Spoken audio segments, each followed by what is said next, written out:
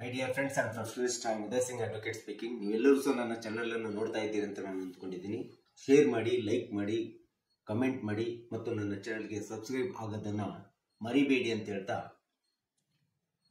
ನಾನು ಇವತ್ತು ಇನ್ನೊಂದು ವಿಷಯವನ್ನು ಆಯ್ಕೆ ಮಾಡಿಕೊಂಡು ನಿಮ್ಮ ಮುಂದೆ ಬಂದಿದ್ದೀನಿ.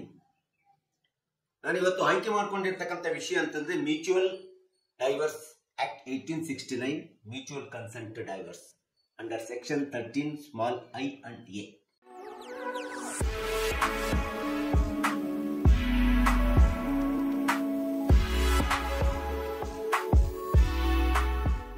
ವಿವಾಹ ವಿಚ್ಛೇದನ ಕಾಯ್ದೆ 1869 ಮತ್ತು ತಿದ್ದುಪಡಿಯಾದಂತಹ ಕಾಯ್ದೆ 2001ರ ಪ್ರಕಾರ ಗಂಡ ಹೆಂಡತಿ ಇಬ್ಬರೂ ಸಹ ಸಹಮತದೊಂದಿಗೆ ತಮ್ಮ ವಿವಾಹ ವಿಚ್ಛೇದನೆಯನ್ನು ಹೇಗೆ ಮಾಡ್ಕೋಬಹುದು, ಮ್ಯೂಚುವಲ್ ಕನ್ಸೆಂಟ್ ಕೇಸ್ ಅಂತ ಹೇಳ್ತೀವಿ. ಈ ಒಂದು ಮ್ಯೂಚುವಲ್ ಕನ್ಸೆಂಟ್ ವಿವಾಹ ವಿಚ್ಛೇದನೆ ಏನಿದೆಯಲ್ಲ, ಇದ್ರ ಪ್ರಕಾರ ಯಾವುದೇ ಒಂದು ವಿವಾಹವಾದಂತ ಗಂಡ ಹೆಂಡತಿಯರು ತಮ್ಮ ಸಂಸಾರದಲ್ಲಿ ಕೌಟುಂಬಿಕ ವ್ಯವಸ್ಥೆಯಲ್ಲಿ ಏನಾದ್ರೂ ಭಿನ್ನಾಭಿಪ್ರಾಯ ಬಂತು, ವೈಮನಸ್ಸು ಬಂತು, ತಾವಿಬ್ಬರು ಸಹ ಕೂಡಿ ಬಾಳ್ಲಿಕ್ಕೆ ಆಗ್ತಾ ಇಲ್ಲ ಎಂಬತಕ್ಕಂತ ಪರಿಸ್ಥಿತಿಗಳು, ಸಂದರ್ಭಗಳು ಇವತ್ತಿನ ದಿನಗಳಲ್ಲಿ ಬಹಳ ನಿರ್ಮಾಣ ಆಗ್ತಾ ಇದೆ. ಅಂತ ಸಂದರ್ಭದಲ್ಲಿ ವಿಚ್ಛೇದನೂ ಕೂಡ ಪಡೆಯಲಿಕ್ಕೆ ಇರ್ತದೆ.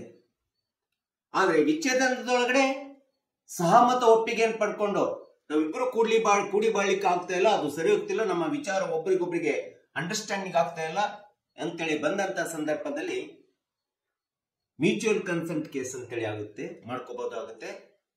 ಸಹಮತ ಒಪ್ಪಿಗೆ ಮೇರೆಗೆ ನೀವು ವಿಚ್ಛೇದನ ಪಡ್ಕೊಳ್ಳಿಕ್ಕೆ ಈ 1869ರ ಕಾಯ್ದೆಯಲ್ಲಿ ಹೇಳ್ತದೆ, 2001ರ ತಿದ್ದುಪಡಿ ಕಾಯ್ದೆಯಲ್ಲಿ ಹೇಳ್ತದೆ. ಅದು ಸೆಕ್ಷನ್ 13 ಸ್ಮಾಲ್ I ಮತ್ತು A ದಲ್ಲಿ ಮ್ಯೂಚುವಲ್ ಕನ್ಸೆಂಟ್ ಕೇಸ್ ಅನ್ನು ಫೈಲ್ ಮಾಡಬಹುದು. ಈ ರೀತಿ ವಿವಾಹ ವಿಚ್ಛೇದನದೊಳಗಡೆ ವಿಚ್ಛೇದನ ಎಂಬತಕ್ಕಂಥದ್ದು ಡೈವರ್ಸ್, ಗಂಡ ಹೆಂಡತಿಗೆ ಡೈವರ್ಸ್ ಕೇಳಬಹುದು, ಹೆಂಡತಿ ಗಂಡನಿಗೆ ಡೈವರ್ಸ್ ಕೇಳಬಹುದು. ಇದು ಒಂದು ವಿಧವಾದ ರೀತಿಯಲ್ಲಿ ತಾವು ಕಾನೂನಿನ ಮೂಲಕ ಕಂಟೆಸ್ಟ್ ಮಾಡಿ ಕೇಸನ್ನ ವಿಚ್ಛೇದನ ಪಡೆಯತಕ್ಕಂಥದ್ದು ಸಹ ಒಂದು ವಿಧ. ಇನ್ನು ಎರಡನೇದಂತಂದ್ರೆ ಮ್ಯೂಚುವಲ್ ಕನ್ಸೆಂಟ್ ಅಂತ ಹೇಳ್ತೀವಿ. ಇಬ್ರು ಸಹ ನಮಗೆ ಬದುಕಿನೊಳಗಡೆ ನಾವು ಅಂಡರ್ಸ್ಟ್ಯಾಂಡಿಂಗ್ ಮಾಡ್ಕೊಳ್ಳಿಕ್ಕೆ, ಬದುಕಲಿಕ್ಕೆ ಆಗ್ತಾ ಇಲ್ಲ, ನಮ್ಮ ಸಂಸಾರಿಕ ಜೀವನ ನಿರ್ವಹಣೆ ಮಾಡ್ಲಿಕ್ಕೆ ಆಗ್ತಾ ಇಲ್ಲ ಅಂತ ಸಂದರ್ಭದಲ್ಲಿ ಈ ಒಂದು ಕಾಯ್ದೆ ಒಳಗಡೆ ಇಂಥ ಒಂದು ಸಹಮತ ಮ್ಯೂಚುವಲ್ ಕನ್ಸೆಂಟ್ ಒಪ್ಪಿಗೆ ಸಹ ವಿಚ್ಛೇದನ ಪಡೆಯತಕ್ಕಂಥದ್ದು ಇದು ಒಂದು ವಿಧ ಇದೆ.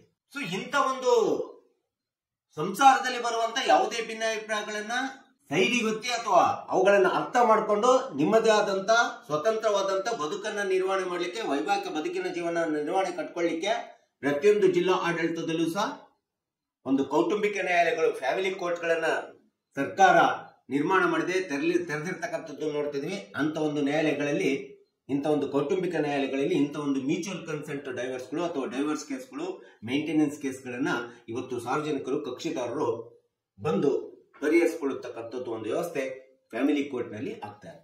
ಮ್ಯೂಚುವಲ್ ಕನ್ಸೆಂಟ್ ಯಾವಾಗ ಬರ್ತದೆ ಅಂತಂದ್ರೆ, ವಿವಾಹವಾಗಿರ್ತದೆ, ಗಂಡ ಹೆಂಡತಿ ಮದುವೆಯಾಗಿ 1 ವರ್ಷ ಆಗಿರ್ಬೋದು, 2 ವರ್ಷ ಆಗ್ಬೋದು, ಅಥವಾ 4 ತಿಂಗಳಾಗ್ಬೋದು, 6 ತಿಂಗಳಾಗ್ಬೋದು, ಎಷ್ಟು ದಿನ ಆದ್ರೂ ಆಗ್ಬೋದು. ಆದಂತ ಸಂದರ್ಭದೊಳಗಡೆ ಮದುವೆ ಆದ ನಂತರ ಎಷ್ಟೋ ಗಂಡ ಹೆಂಡತಿಯರ ನಡುವೆ ಜಗಳ, ವೈಮನಸ್ಸು, ವೈಷಮ್ಯ, ಕಿರುಕುಳ, ದೌರ್ಜನ್ಯ ಅಥವಾ ವರದಕ್ಷಿಣೆ ಪಿಡುಗು, ಹಿಂಸೆ, ವರದಕ್ಷಿಣೆ ಬೇಡಿಕೆ ಇವೆಲ್ಲವುಗಳು ಮದುವೆ ಆದ ನಂತರ ನಿರ್ಮಾಣ ಆದಂತ ಸಂದರ್ಭದೊಳಗಡೆ ಪ್ರತಿಯೊಬ್ಬರ ಬದುಕಿನ ಕೌಟುಂಬಿಕ ಬದುಕನ್ನು, ತಮ್ಮದೇ ಆದಂತ ಸ್ವಸ್ಥ ಬದುಕನ್ನ ನಿರ್ವಹಣೆ ಮಾಡಲಿಕ್ಕೆ, ಅವರ ಬದುಕು ಶಾಂತಿಯುತವಾಗಿ ನಡೆಯಬೇಕಂತೇಳಿ ಪ್ರತಿಯೊಂದು ಜಿಲ್ಲಾ ನ್ಯಾಯಾಲಯಗಳಲ್ಲೂ ಸಹ ಒಂದು ಕೌಟುಂಬಿಕ ನ್ಯಾಯಾಲಯಗಳನ್ನ ತೆರಲಾಗಿದೆ. ಆ ಕೌಟುಂಬಿಕ ನ್ಯಾಯಾಲಯಗಳಲ್ಲಿ ನಿಮ್ಮದೇ ಆದಂತ ಇಬ್ಬರು ಗಂಡ ಹೆಂಡತಿ ಸಹಮತದೊಂದಿಗೆ ಒಪ್ಪಿಗೆಯನ್ನು ಪಡ್ಕೊಂಡು ಮ್ಯೂಚುವಲ್ ಕನ್ಸೆಂಟ್ ಕೇಸನ್ನು ಹಾಕಿ ವಿಚ್ಛೇದನೆ, ನಿಮ್ಮ ವಿವಾಹ ವಿಚ್ಛೇದನೆ, ವಿಸರ್ಜನೆಯನ್ನು ಮಾಡಿಕೊಂಡು ಮತ್ತೆ ನಿಮ್ಮ ಸ್ವತಂತ್ರವಾದಂತ ಬದುಕನ್ನ ನಿರ್ವಹಣೆ ಮಾಡಲಿಕ್ಕೆ ಇರುವಂತ ಒಂದು ಅತಿ ಪ್ರಮುಖವಾದಂತ ಕಾನೂನು ಕಾಯ್ದೆ 1869 ಮತ್ತು 2001ರಲ್ಲಿ ತಿದ್ದುಪಡಿಯಾಗಿರ್ತಕ್ಕಂಥ ಮ್ಯೂಚುವಲ್ ಕನ್ಸೆಂಟ್ ಕೇಸ್ ಅಂತೇಳಿ ನೀವು ಹಾಕೊಂಡು ನೀವು ಡೈವರ್ಸ್ ಅನ್ನು ಪಡಲಿಕ್ಕೆ ಅಂಡರ್ ಸೆಕ್ಷನ್ 13 ಸ್ಮಾಲ್ I ಮತ್ತು A ದೊಳಗಡೆ ಅರ್ಜಿಯನ್ನು ಸಲ್ಲಿಸಲಿಕ್ಕೆ ನಿಮಗೆ ಅವಕಾಶ ಇದೆ ನ್ಯಾಯಾಲಯದಲ್ಲಿ. ಹಾಗಾದ್ರೆ ಕಾನೂನಿನ ಪ್ರಕಾರ ಮ್ಯೂಚುವಲ್ ಕನ್ಸೆಂಟ್ ಕೇಸ್ ಅನ್ನ ನಾವು ಹೇಗೆ ನಾವು ಡೈವರ್ಸ್ ಅನ್ನ ಪಡ್ಕೋಬಹುದು, ವಿಚ್ಛೇದನೆಯನ್ನು ಪಡ್ಕೋಬಹುದು.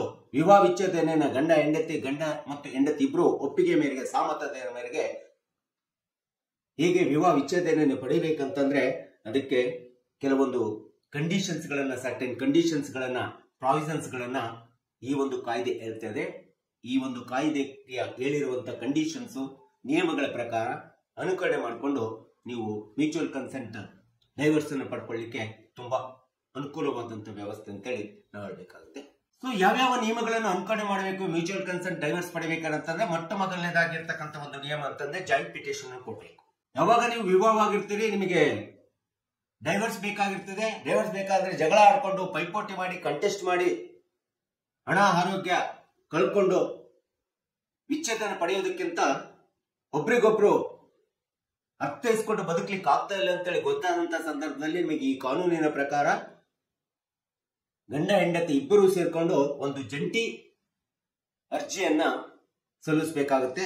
ಈ ಒಂದು ಕಾಯ್ದೆ ಪ್ರಕಾರ ಜಂಟಿ ಅರ್ಜಿಯನ್ನು ಸಲ್ಲಿಸಿದಂತ ಸಂದರ್ಭದಲ್ಲಿ ಅದನ್ನ ನಾವು ಮ್ಯೂಚುವಲ್ ಕನ್ಸೆಂಟ್ ಅಂತೇಳಿ ನಾವು ಕೇಸ್ ಅಂತೇಳಿ ದಾಖಲಿಸ್ಕೊಳ್ತಾರೆ ನ್ಯಾಯಾಲಯದಲ್ಲಿ. ಮ್ಯೂಚುವಲ್ ಕನ್ಸೆಂಟ್ ಕೇಸ್ ಅಂತೇಳಿ ದಾಖಲಿಸಿಕೊಂಡು ರಿಜಿಸ್ಟ್ರೇಷನ್ ಆಗುತ್ತೆ. ಇದು ಒಂದು ಅತಿ ಪ್ರಮುಖವಾದಂತ ಪ್ರಾವಿಷನ್ ಅಂತ. ಇನ್ನು ಎರಡನೇಂತಂದ್ರೆ, ನೀವು ಯಾವಾಗ ಮ್ಯೂಚುವಲ್ ಕನ್ಸೆಂಟ್ ಕೇಸನ್ನ ಇಬ್ಬರು ಸಹಮತದೊಂದಿಗೆ ಅರ್ಜಿಯನ್ನ ಪಿಟಿಷನ್ ಅನ್ನ ರೆಡಿ ಮಾಡಿ ನ್ಯಾಯಾಲಯಕ್ಕೆ ಸಲ್ಲಿಸ್ತೀರಿ, ಸಲ್ಲಿಸಿದ ತಕ್ಷಣ ನಿಮಗೆ ಈ ಕಾಯ್ದೆ ಪ್ರಕಾರ ಈ ಒಂದು ಮ್ಯೂಚುವಲ್ ಕನ್ಸೆಂಟ್ ಡೈವರ್ಸ್ ಕೇಸಿನ ಪ್ರಕಾರ ಸಡನ್ ಆಗಿ ನಿಮಗೆ ನ್ಯಾಯಾಲಯ ಡೈವರ್ಸ್ ಅನ್ನು ಕೊಡೋದಿಲ್ಲ, ವಿಚ್ಛೇದನೆಯನ್ನು ಕೊಡೋದಿಲ್ಲ. ಯಾಕಂದ್ರೆ ಎರಡನೇ ಒಂದು ಅತಿ ಪ್ರಮುಖವಾದಂತ ಅಂತಂದ್ರೆ, ನೀವು ಒಬ್ಬರಿಗೊಬ್ಬರಿಗೆ ಒಪ್ಪಿಕೊಂಡು ಸಹಮತವನ್ನು ಕಟ್ಕೊಂಡು ವಿಚ್ಛೇದನಕ್ಕೆ ಅರ್ಜಿ ಸಲ್ಲಿಸಿದಂತ ಸಂದರ್ಭದಲ್ಲಿ ನಿಮ್ಮ ಸಹಮತದ ಒಪ್ಪಿಗೆಯನ್ನ ಅಂಡರ್ಸ್ಟ್ಯಾಂಡಿಂಗ್ ಅನ್ನ ನೀವಿಬ್ರು ಸಹ ಡೈವರ್ಸ್ ಕೊಡ್ಲಿಕ್ಕೆ ತಯಾರಿದ್ದೀರೋ ಇಲ್ಲೋ ಎಂಬತಕ್ಕಂಥ ಅಂಡರ್ಸ್ಟ್ಯಾಂಡಿಂಗ್ ಅನ್ನ ನ್ಯಾಯಾಲಯ ಸ್ಪಷ್ಟವಾಗಿ ಪರೀಕ್ಷೆ ಮಾಡ್ತದೆ. ಆ ಪರೀಕ್ಷೆ ಮಾಡ್ಲಿಕ್ಕೋಸ್ಕರ ಒಂದು ಪ್ರೊಸೀಜರ್ಸ್ ಅನ್ನ ಈ ಕಾಯ್ದೆ ಅಡಿಯಲ್ಲಿ ಇಡಲಾಗಿದೆ. ಅದು ಕೂಲಿಂಗ್ ಆಫ್ ಪೀರಿಯಡ್ ಅಂತ ಹೇಳಿ. ಕೂಲಿಂಗ್ ಆಫ್ ಪೀರಿಯಡ್ ಅಂತಂದ್ರೆ, ನೀವು ಗಂಡ ಹೆಂಡತಿ ಇಬ್ಬರು ಸಹ ನಿಮ್ಮ ಆತ್ಮಸಾಕ್ಷಿಯಾಗಿ ಅರ್ಥೈಸಿಕೊಂಡು ನಿಮ್ಮ ಬದುಕನ್ನ ಬೇರೆ ಬೇರೆಯಾಗಿ ನಾವು ಬದುಕಲಿಕ್ಕೆ ಇಷ್ಟಪಟ್ಟಿದೀವೋ ಇಲ್ಲವೋ, ಒಪ್ಪಿಗೆ ಇದೆಯೋ ಇಲ್ಲವೋ, ಯಾವುದೇ ಒತ್ತಡಕ್ಕೆ ಯಾವುದೇ ಪ್ರೆಷರ್ಗೆ ಒಪ್ಕೊಂಡಿದ್ದೀರೋ ಇಲ್ಲೋ ಎಂಬತಕ್ಕಂಥದ್ದು ಪರೀಕ್ಷೆ ಮಾಡಲಿಕ್ಕೆ ನ್ಯಾಯಾಲಯಕ್ಕೆ ನಿಯಮ ಇದೆ, ಕಾನೂನು ಇದೆ, ಅಧಿಕಾರ ಇದೆ.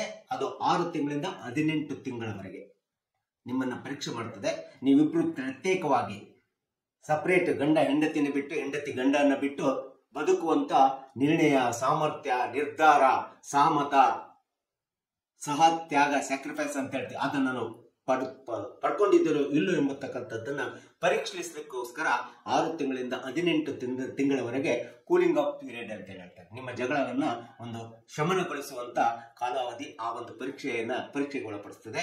ಇದು ಒಂದು ಅತಿ ಪ್ರಮುಖವಾದಂತ ಎರಡನೇ ಒಂದು ಅತಿ ಪ್ರಮುಖವಾದಂತ ಅಂಶ. ಇದು ಎರಡನೇ ಒಂದು ಪ್ರಾವಿಷನ್. ಇನ್ನು ಮೂರನೇ ಒಂದು ಪ್ರೊಸೀಜರ್ ಅಂತಂದ್ರೆ, ಮ್ಯೂಚುವಲ್ ಕನ್ಸೆಂಟ್ಗೆ ಆ ಹೆಸರು ಮ್ಯೂಚುವಲ್ ಕನ್ಸೆಂಟ್ ಕೇಸ್ ಅಂತ ಹೇಳಿರ್ತೀವಲ್ಲ, ಆ ಮ್ಯೂಚುವಲ್ ಕನ್ಸೆಂಟ್ ಅಂತಂದ್ರೆ ಗಂಡ ಹೆಂಡತಿ ಇಬ್ಬರು ಸಹ ಸ್ವಇಚ್ಛೆಯಿಂದ ಸ್ವಪ್ರೇರಣೆಯಿಂದ ಒಪ್ಪಿರಬೇಕು. ಯಾವುದೇ ಒತ್ತಡಕ್ಕೆ, ಯಾವುದೇ ಆಸೆ ಆಮಿಷಗಳಿಗೆ ಅಥವಾ ಹೊರಗಿನ ಒತ್ತಡಗಳಿಗೆ ಅಥವಾ ಯಾವುದೇ ಸಂಬಂಧಿಕರ ಒಂದು ಕಿರುಕುಳ ಒತ್ತಡಗಳಿಗೆ ಒಳಗಾಗಿ ನೀವು ಮ್ಯೂಚುವಲ್ ಕನ್ಸೆಂಟ್ ಅನ್ನ ಪಡಲಿಕ್ಕೆ ಅವಕಾಶ ಇಲ್ಲ.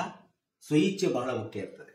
ಇಬ್ರು ಬಂದ್ಬಿಟ್ಟು ನಾವು ಸ್ವಮತದಿಂದ ಮ್ಯೂಚುವಲ್ ಕನ್ಸೆಂಟ್ ಕೇಸಿನ ಮೂಲಕ ನಮ್ಮದೇ ಆದಂತ ಡೈವರ್ಸ್ ಅನ್ನ ವಿಚ್ಛೇದನ ಪಡ್ಕೊಳ್ತೀವಿ ಅಂತೇಳಿ ನ್ಯಾಯಾಲಯದ ಮುಂದೆ ಹೇಳಿಕೆಯನ್ನು ಕೊಡಬೇಕಾಗುತ್ತೆ, ಸ್ಟೇಟ್ಮೆಂಟ್ ಅನ್ನು ಕೊಡಬೇಕಾಗುತ್ತೆ. ಹೆಂಡತಿ ಗಂಡನ ಮೇಲೆ ಒತ್ತಡ ಇಲ್ಲ, ಗಂಡ ಹೆಂಡತಿಯ ಮೇಲೆ ಒತ್ತಡ ಇಲ್ಲ, ಅಥವಾ ಸಂಬಂಧಿಕರ ಒತ್ತಡ ಇಲ್ಲ.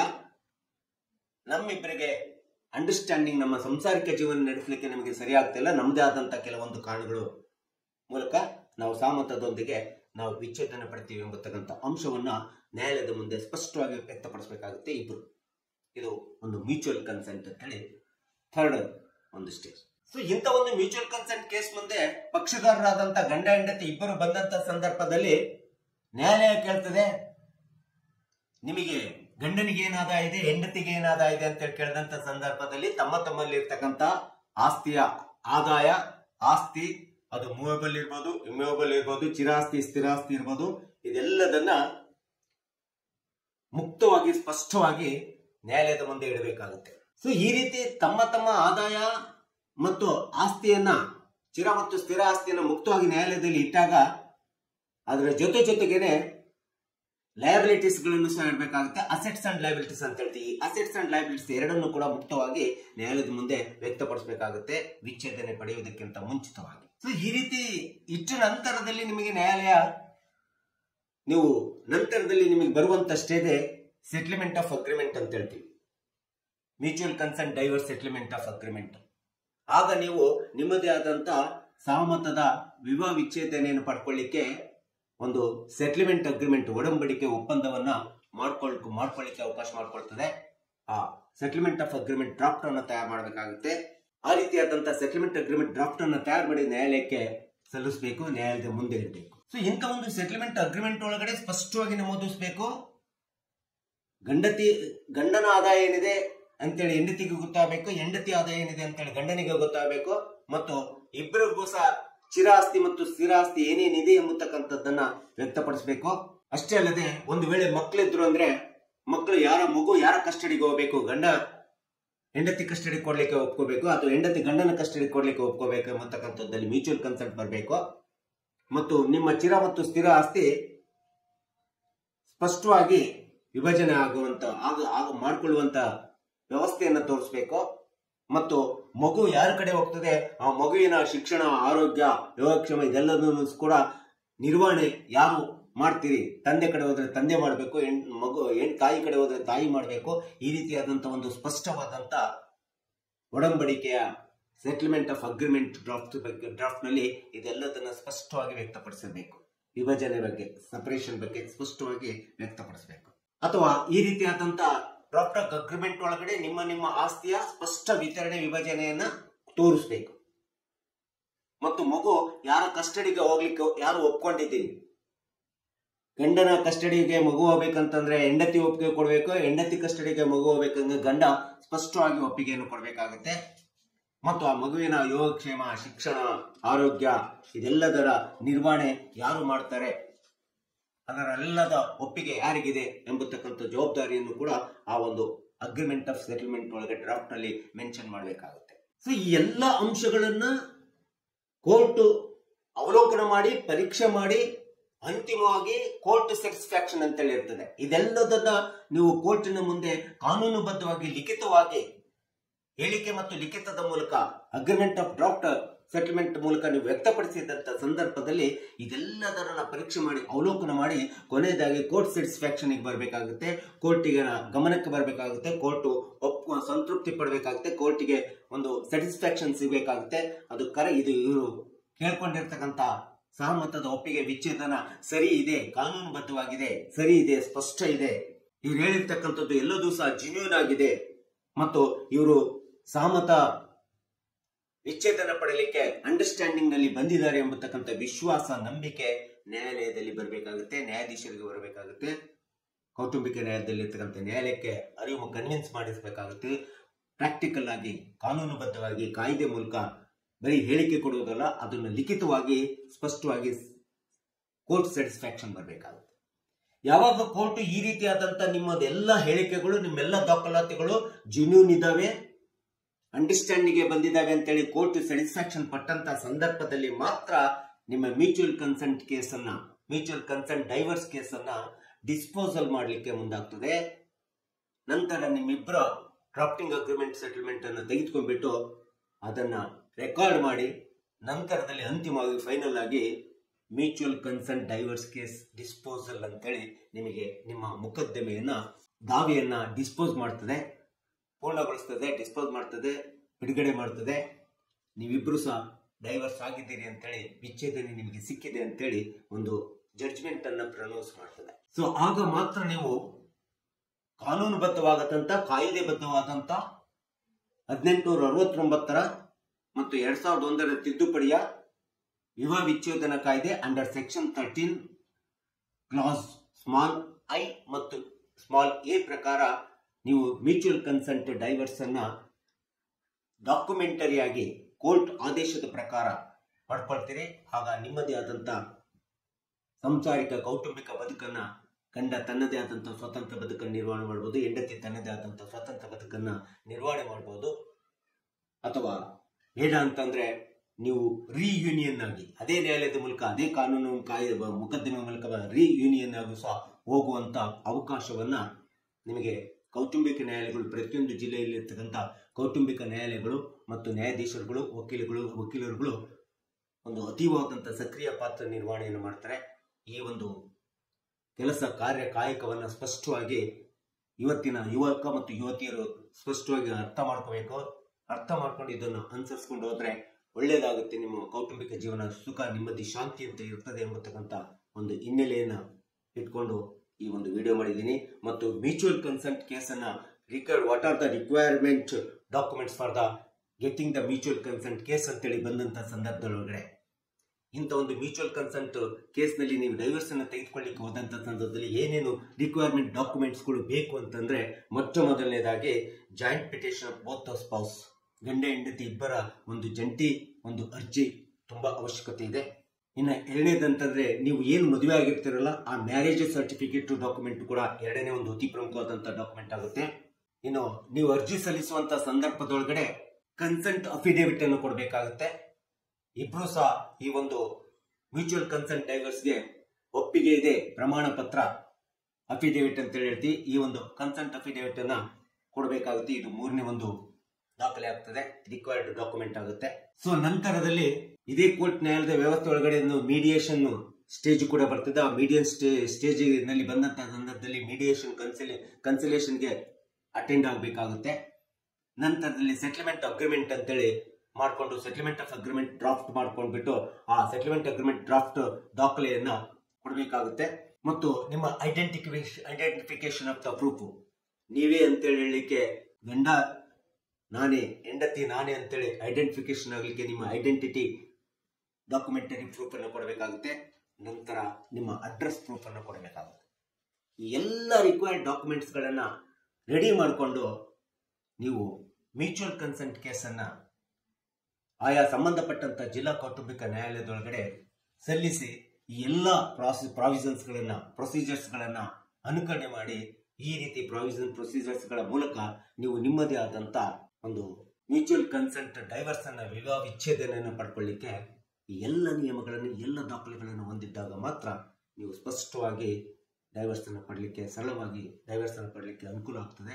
ಸೊ ಈ ರೀತಿಯಾದಂತಹ ಒಂದು ಮ್ಯೂಚುವಲ್ ಕನ್ಸೆಂಟ್ ಡೈವರ್ಸ್ ಕೇಸು ಹೇಗೆ ನಡೀತಿದೆ ನ್ಯಾಯಾಲಯದಲ್ಲಿ, ಏನೇನು ರಿಕ್ವೈರ್ಮೆಂಟ್ಗಳಿರ್ತವೆ, ಏನೇನು ಅವಶ್ಯಕತೆ ಸ್ಪಷ್ಟವಾದಂಥ ನಿಯಮಗಳನ್ನ ವಿಚಾರಗಳನ್ನ ನೀವು ಹೊಂದಿರಬೇಕು ಎಂಬತಕ್ಕಂಥದ್ದು ಬಗ್ಗೆ ನಾನು ಸಂಕ್ಷಿಪ್ತವಾಗಿ ಈ ವಿಡಿಯೋದಲ್ಲಿ ವಿಶ್ಲೇಷಣೆ ಕೊಟ್ಟಿದ್ದೀನಿ.